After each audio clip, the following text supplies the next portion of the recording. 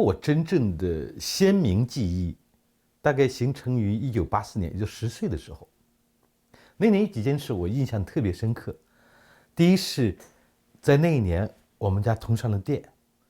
我作为中国人，我们那时候大概都理解，就你出来批评共产党意味着什么？意味着什么？意味着我所拥有的这一切这些，甚至是光闪闪的，甚至优越的生活，都会不在。习近平上台以来，就在我身边，有41个朋友被逮捕，有些已经被释放了，有些至今还在牢里边。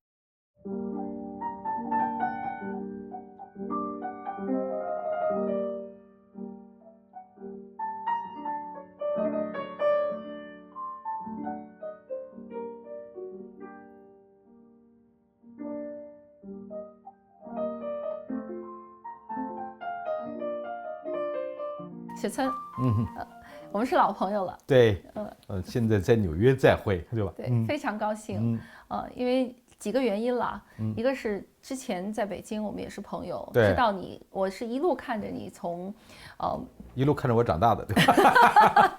就是看着你在中国是畅销书作家，出了很多本到现在都很被流传的小说，然后你也一直在公共表达公共事务上，发挥着你的很重要的影响力，比较淘气的一个人。然后直到被在中国全网封杀，也因此其实损失了巨大的这个出版和写作收入，但是这个也没有影响到你在外媒或者整个公共空间继续表达和发挥影响力，但是当时前2年我们也知道你做了一个非常重大的决定，为了出版你《武汉》这本书，为了记录武汉疫情期间的真正的状态，你就自己主动决定离开了中国。所以从那之后就再没有回去，是进入了所谓的自我流亡状态。当然你也讲过专门的就是流亡中的写作，但是我想把这个话题撑开。我想这个专门聊一下，就是你过去2年这个离开中国以后的在自由世界的状态，还有从远处去回看我们共同生活过的那个中国和那个经历过的那个时代，有哪些新的一些想法和思考。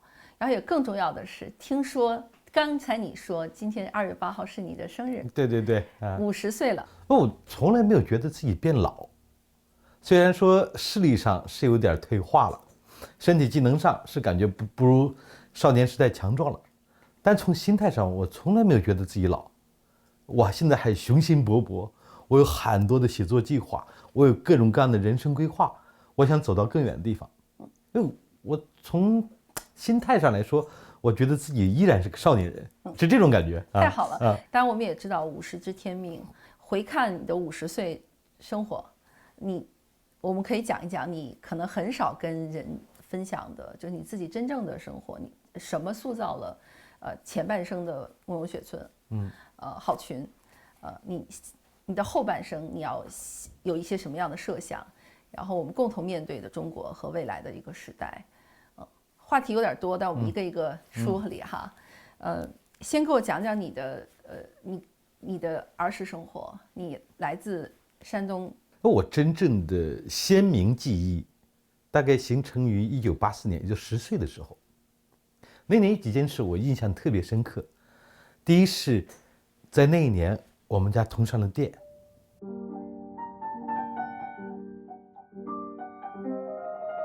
我们家住在离青岛大概30公里的一个小村子里边，祖上世世代代住在那里，住了13代。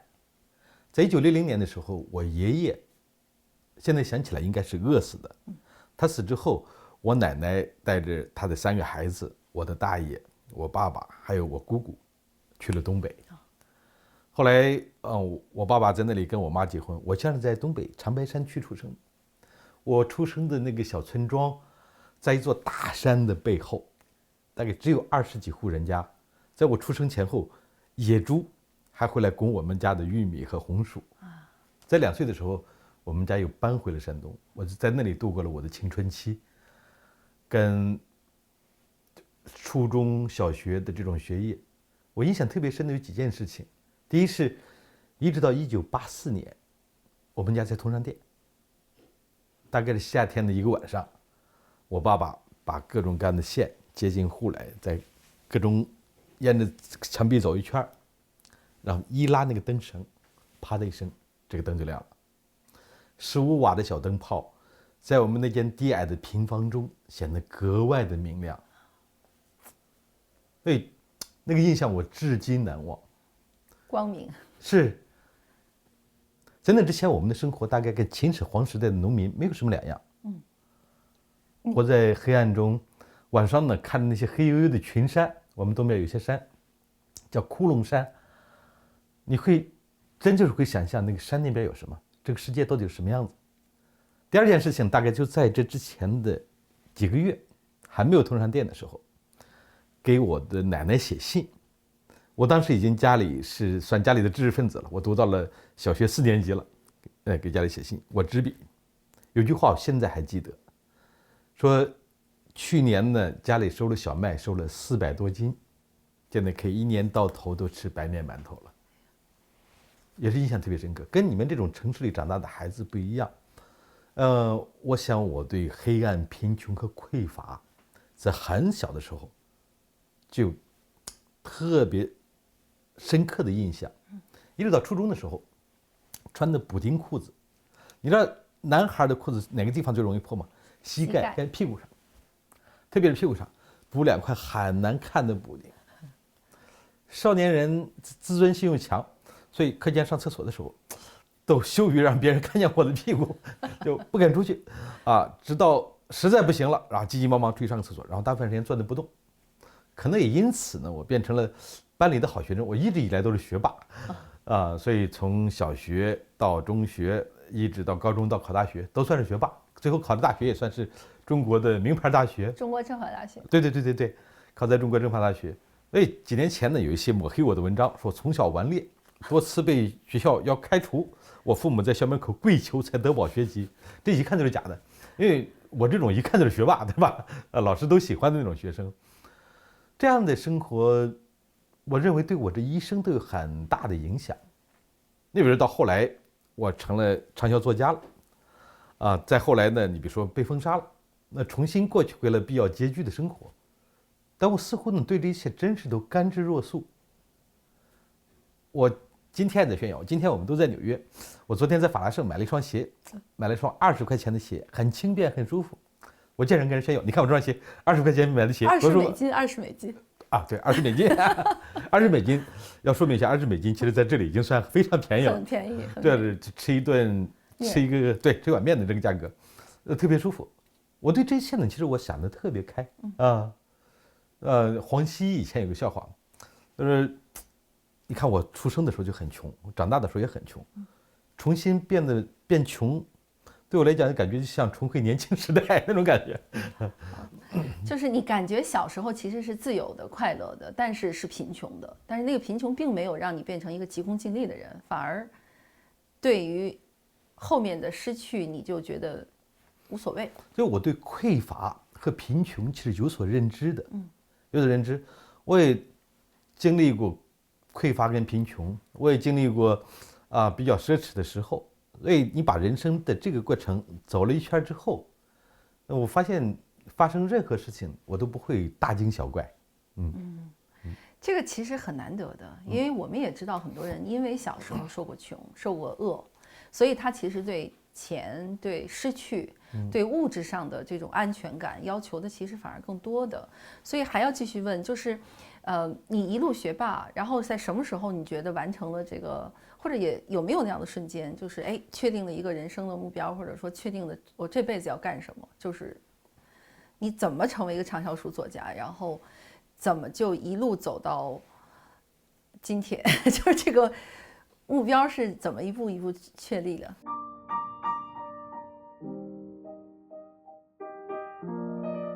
因为我一直都特别喜欢写作，小学的时候，我作文得过满分的。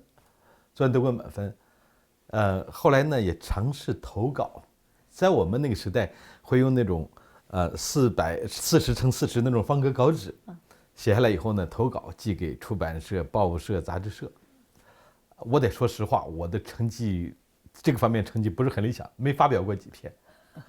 大学的时候，我在政法大学，我是学生的文学社团的，也算是领袖。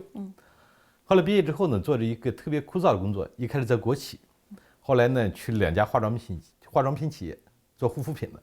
那我是干什么的？我是行政总监兼 HR。一副道貌岸然的样子。你还干过1周6天打领带，然后别人风纪上有问题，我要扣款，要罚款。所以这么一个很讨厌的道貌岸然的形象。但那个时候呢，我就偷偷摸摸的躲着上网，在网上跟人吵架。在2002年，现在说起来22年前了。2022年4月的一个下午，这个周末，然后我在那里边呢玩一个电脑游戏传奇。我是一个武士，到了30级、31级。武士干什么呢？每天拿着剑在山谷里边砍各种各样的甲虫。有一天我在一个山谷里边，面对着源源不断的冲过来的甲虫，我挥剑砍啊砍啊砍啊，升级大概要砍1万多只甲虫。砍着砍着，一种虚妄感就油然而生。我就问自己，这有什么意思？那很多事情经不起这么一问，你这一问，这有什么意思？就发现真没意思，我就关了这个游戏，在电脑屏幕前呆呆的坐了一会儿，想我干点啥呢？然后就打开了一个论坛的，当时叫 BBS， 在那看了一会儿，看有个人在写小说，写也是都市里的年轻人的生活。我看了一会儿就想，这玩意儿我也能写，然后开了一个头，起了个标题叫《成都今夜，请将我遗忘》。一举成名哈。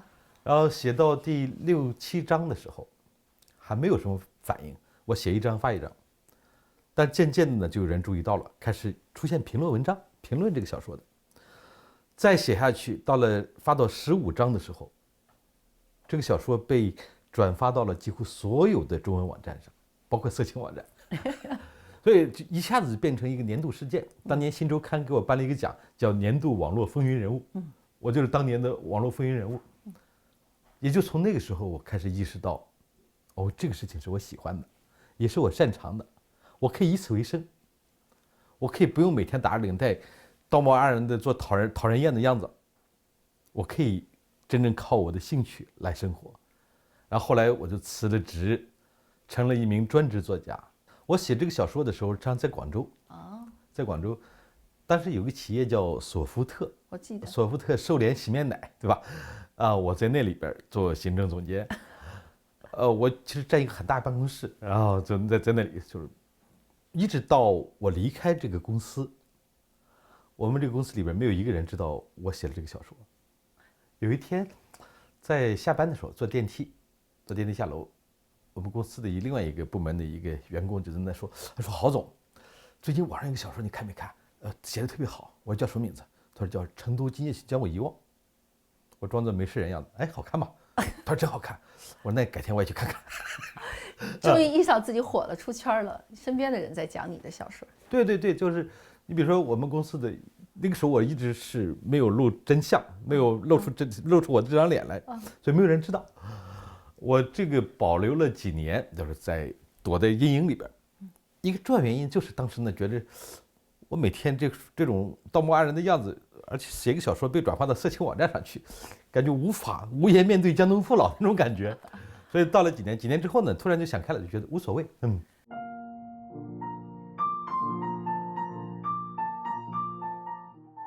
所以慕容雪村这个笔名也是那个时候出现的。对，当时有什么含义吗？什么想法？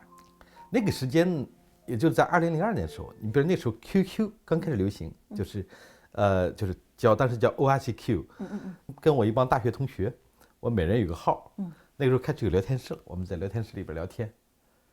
20几岁的人，大学毕业不久，所以每天换个名字，换的全是这种武侠名。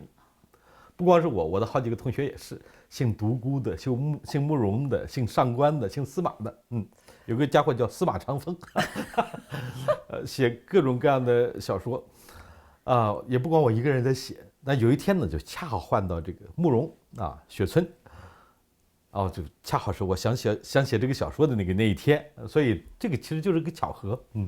然后就因为一战成名，就是成都这本书，对，所以就一直延续下来了。对，这个小说里边有一些好玩的故事。我当时不是还在索福特打工嘛，做行政总监，有时候会出差。有一天呢，我记得印象最深的是我写到第26章，然后去出差去了。这一出差1个礼拜，在这个出差的过程中，我想好了怎么写。上一章我留了一个悬念，写我的主人公发现他的老婆出轨了，他最好的朋友告诉他的，然后我就停在这里边，然后出差去了。路上我就在想，这章下章怎么写？等我回来一看，坏了，有个家伙用一个 ID 跟我很像的名字写了另外一章，给我续上去了，而且他的思路跟我原来的思路完全一样，这咋办？我本来是正版，现在变成盗版了，对吧？这不行。我那几天呢就绞尽了脑汁，想不行，我得另出新招，我不能这么写。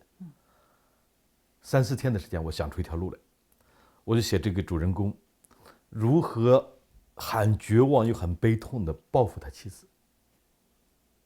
然后到现在为止，我也认为这一章是那个小说里边最成功的一章。写出来之后呢，我认为这个小说呢，之所以被后来批评家们、评论家们认为是这个残酷青春小说，这个残酷可能更多是在那一章里体现出来的。因为至今我都感谢那位我从来没见过面，也不知道他真身是谁的这么一个人。如果没有他推我那一下，我可能写不出这一章来。这一章，这个哥们儿呢，他也没有停手，18大以后依然没有停手。在我回来之后，他继续还在写。他沿着他那条线，他写了一个结尾所以这个小说实际上有3个结尾，有2个是我写的。我写到第30章，那我觉得给网络版，我一直在网上连载，给网络版的网友们有个交代。那么这是网络版的结尾，但后来那时候已经签了合同了，我一直多写了7章，所以正式出版的是另外一个结尾成都这本书出版之后，其实销量特别好。据我的出版人估计呢，这个书正版加盗版应该卖了大概有300-400万册。而后来改编成电影、电视剧，然后戏曲、话剧，有各种各样的东西，广播剧，各种各样的东西。后来我接下来的书呢，不断的在出，而且是畅销书，所以有段时间我的生活其实很优越，每个月的收入很可观。我的出版人每个月给我打一笔钱过来，那个完全没有理财的这个想法，也觉得不需要存钱，因为我还在继续写。每次一本新书出版，带动旧书还在销售。我也不在一个城市久住，你看我去了成都，然后去深圳，然后去了杭州，搬到拉萨去住一段时间。拉萨冬天太冷，那怎么办呢？我就冬天在三亚，夏天在拉萨，两边倒。然后后来去青岛、去广州，到处转。我当时的想法就是，未来呢，我要把到处转，从中国单元移到全世界去。我为了要在这个城市、这个国家住几年，那个国家住几年。现在某种意义上也算实现了那个理想。成了小说家以后，又那么畅销了以后，怎么就变成意见人士了？在这段期间，我对中国的政治或者中国的政治制度并不是一无所知的。实际上我有很多的感受，我也有很多的就是反自由派的朋友，我们在一起说起来感受都是一样的。不过在那几年里边，我很少对时政发表什么评论。我作为中国人，我们那时候大概都理解，就你出来批评共产党意味着什么？意味着什么？意味着我所拥有的这一切，这些甚至是光闪闪的，甚至优越的生活都会不在。但始终它会到达一个点，就到这一点上，那么让我们觉得，不行，我就忍到这里为止。我知道会有这样的结果，但不行，我还是要站出来说话。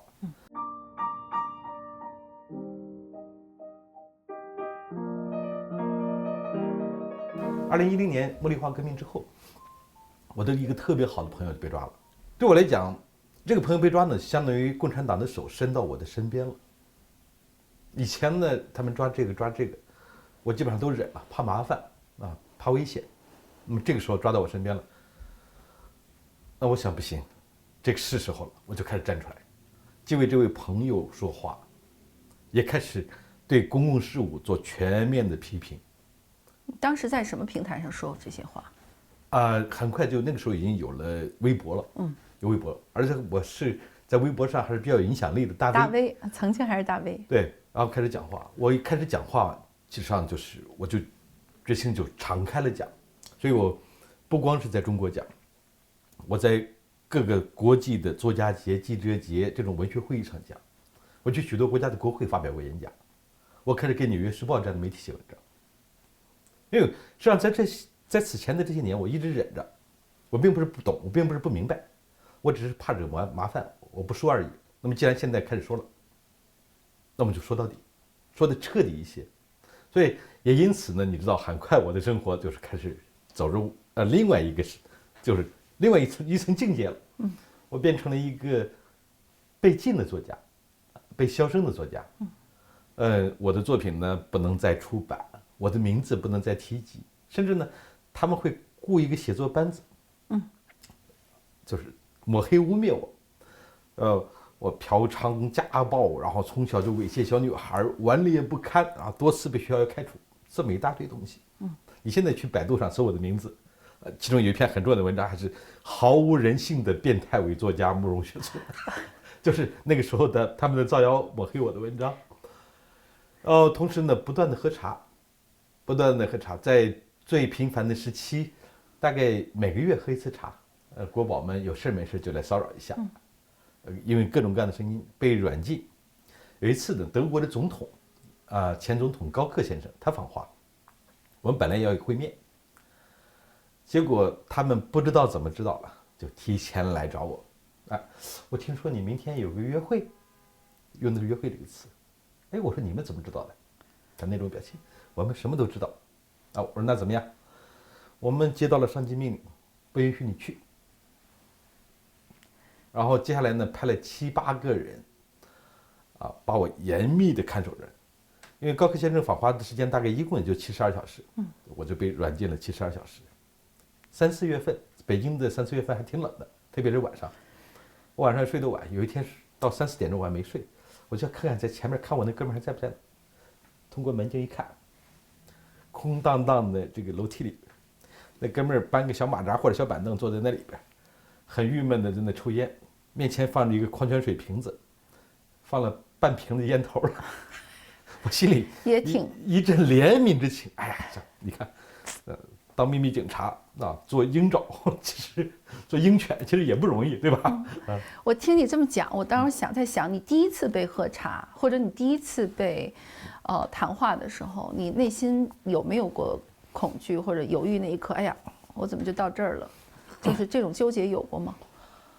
在那之前，我的很多朋友其实已经入狱了，入狱被逮捕的、被传唤的，喝茶其实家常便饭。我第一次真正喝茶是2014年，那个6·4研讨会。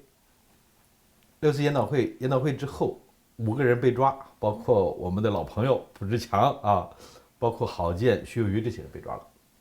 我本来应该参加这次研讨会，但恰好就在研讨会当天。我要去悉尼大学做访问学者，我开始一段我的行程。我那天去机场，所以我就不能去参加了。我就写了一段话，交给在场的某位朋友代读。我到了悉尼就发现这几个人全被抓了。那么对我来讲呢，这个很震撼，情不自禁的就会想到，假如我在场，那我肯定也是被抓的，对吧？所以呢，当时出于义愤，就说，写了这么一条微博，就是我现在呢在外边有工作，我不能回去投案，等我2个月，等到我结束了在澳洲的工作，我就会回国投案自首。我不认为这是犯罪，但是我也不认为我应该置身事外。我记得你当时还专门一直在微博上说你要投案，你要投案。后来好像还专门另外一个事情也是相关的，你又专门去了海淀派出所，也是投案。后来到了7月份2个月之后，我回到北京。在回北京之前呢，其实我在欧洲转了一大圈，去了威尼斯去了佛罗伦萨去了巴黎这些地方，心中隐隐约约有感想，这有可能是我最后一次世界旅行了，因为回去我要投案。所以那次旅行呢玩的也比较畅快。回到北京之后，第一天呢什么都没做，第一天见了几个朋友，第2天我就发了一纸投案书。2个月前我说要投案自首。现在我已经回到北京了，我不认同你逮捕我们的朋友是正确的，但是我也觉得我应该跟他们同罪，所以见到此投案书之后的24小时之内，你们可以随时上门，24小时之后请提前电话预约。发了一纸，然后很快电话就打过来了。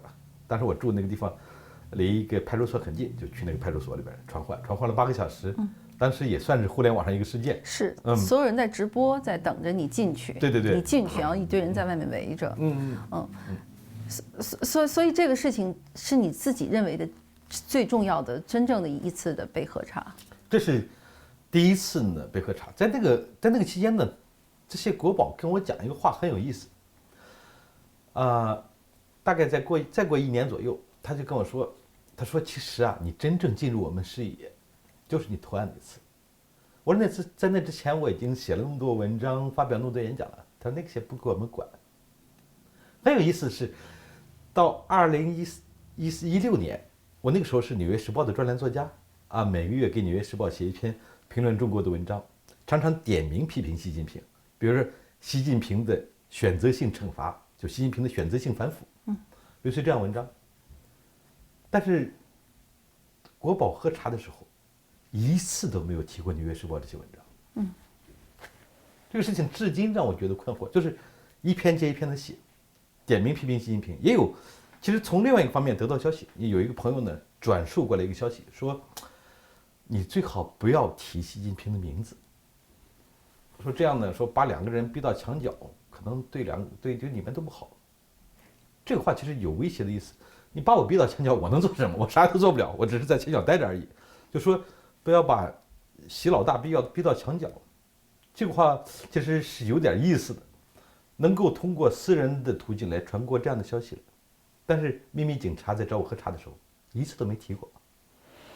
但我听的其实还是很感慨，就是我们曾经拥有过，就是或者说中国人整体还是拥有过一个相对，往前的、往进步的方向去的一个相对自由的。你看有在天涯的 BBS 的写作和讨论，有你这个可以旅行，然后在国际媒体上写文章，虽然警告一下，但也还可以。但是怎么就突然一下子就失去了？然后这个跟整个这段生活共同失去的那个公共生活、公共记忆是什么？你觉得这个是不是我们现在回头看是最大的损失？让你个人整个这样一个经历以后，你觉得你是一种损失还是一种提升？其实我一边在听，我也没有答案。有个感想，我小时候生活的那个小村庄，我们东边呢有一些山，叫窟窿山。我小时候站在田野上，看着东边的窟窿山，难免会有个疑问，对不对？山那边是什么？想知道更大一点的世界。现在回看呢，我那个时候像是生活在一个火柴盒里边。后来通过考学，通过工作，我从一个小火柴盒里边，慢慢的爬到了一个碗里边，后来爬到一口锅里边，后来爬向整个世界。在中国的这些年，就好像从一个较为大的世界，从一口锅里边，慢慢的又爬回到一只碗里边去，最后再爬回到一个很小的小火柴盒里边去。我们所能表达的也越来越少。你像大概在2013年，我的微博账户被注销之前，我是大 V， 算是有影响力的人物。所以那时候呢，有很多东西可以讨论了。当然，你直接批评共产党，直接骂共产党是不行的。我们这些所谓的公知，也很少真正的在公共领域来指出来，这房间里有一头大象。这个一切的最根本的原因，是因为有共产党。我们很少明确的说出这句话来，会指桑骂槐式的、旁敲侧击式的这种批评。那个时候呢，但是毕竟觉得有一点空间了。接下来这些年，慢慢的，空间越来越小。到我最后离开中国的时候，是那个时候呢，可说的已经非常少了。有时候我们基于良知，觉得有些话必须要说。说了这些话呢，要么被传唤核查，甚至可能会被逮捕，要么根本就不显示。你比如说，从2017年之后，我在微信上、在微博上谈过几次维吾尔人的遭遇问题，根本就不显示，大概是机器就给屏蔽了。我在出来之后，不断的跟我的西方朋友们讲一件事情，我说自从习近平上台以来，就在我身边有41个朋友被逮捕，有些已经被释放了，有些至今还在牢里边，有些人甚至被逮捕2次，41个。我每次我都请他们想想这个数字，41个。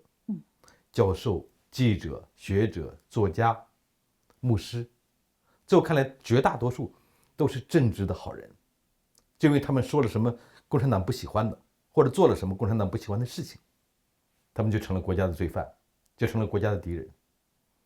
这就是为什么我们又从一个较大的空间里边爬回一个小火柴盒的原因。